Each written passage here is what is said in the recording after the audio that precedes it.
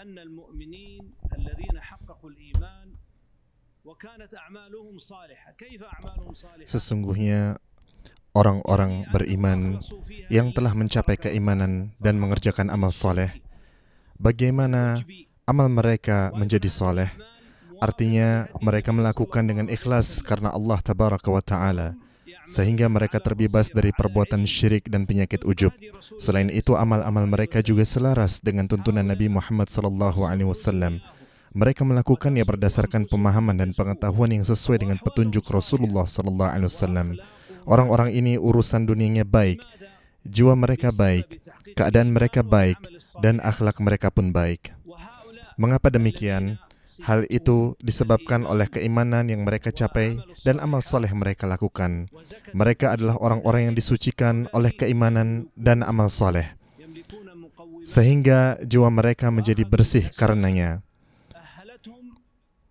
Mereka memiliki modal dan telah mengambil langkah-langkah yang membuat mereka mampu memanfaatkan segala sesuatu untuk mempermudah mereka untuk meraih kebahagiaan serta menghilangkan penyebab kecemasan, kesedihan, dan kesusahan.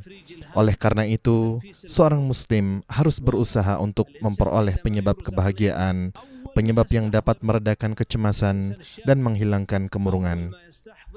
Ketika seseorang dianugerahi sebuah nikmat, hal pertama yang terlintas di benak orang yang bersyukur adalah bahwa nikmat ini adalah anugerah murni dari Allah Subhanahu wa Ta'ala.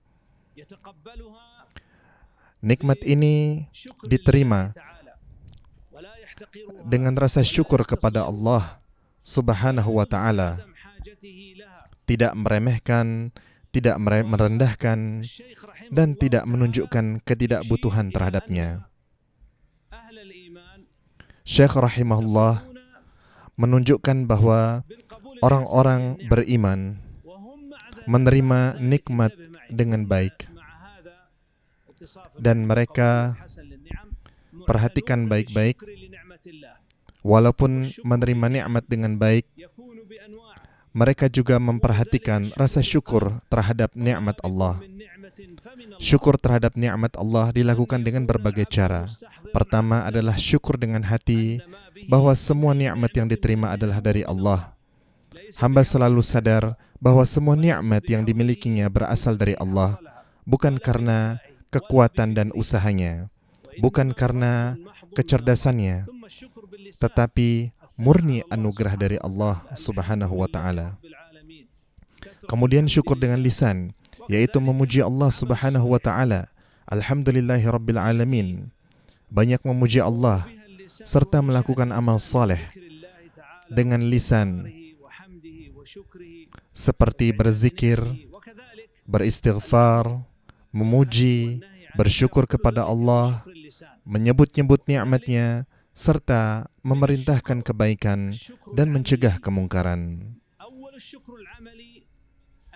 Semua ini adalah wujud rasa syukur dengan lisan. Syukur juga dilakukan dengan perbuatan.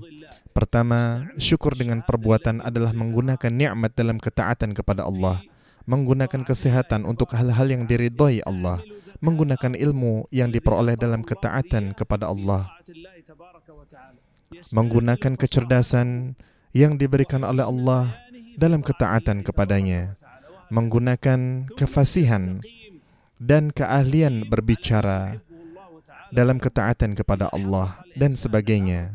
Kemudian dia istiqamah dalam hal-hal yang disukai dan diridhai Allah Subhanahu wa Ta'ala.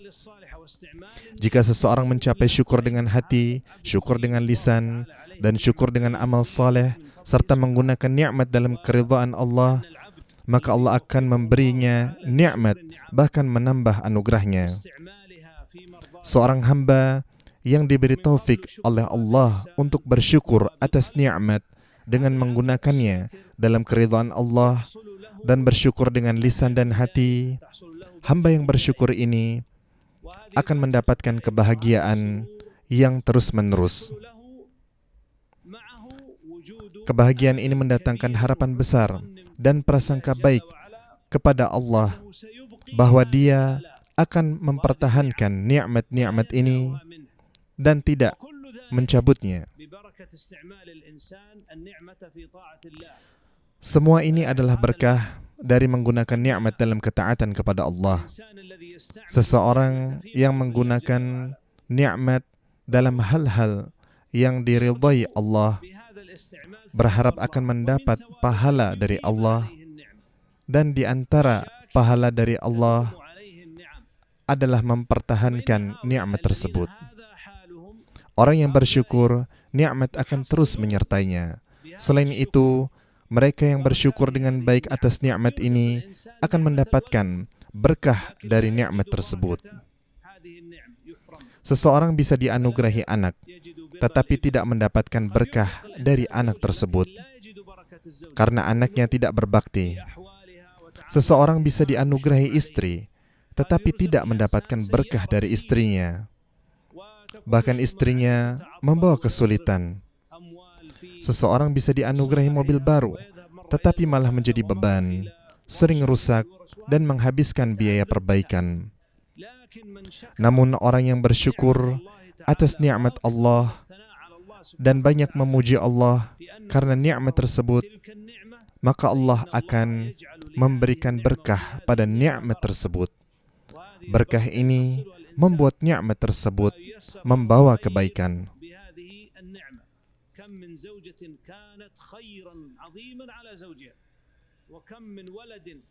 Berapa banyak istri yang membawa kebaikan besar bagi suaminya?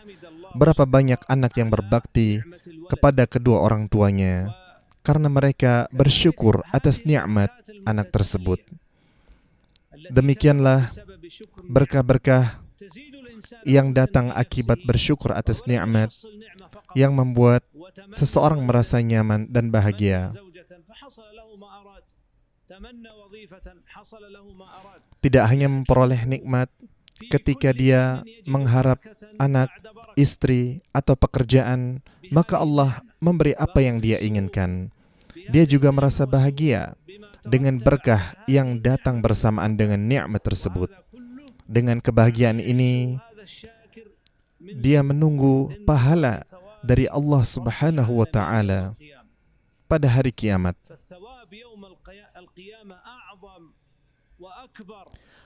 Pahala pada hari kiamat jauh lebih besar dan lebih agung daripada pahala di dunia.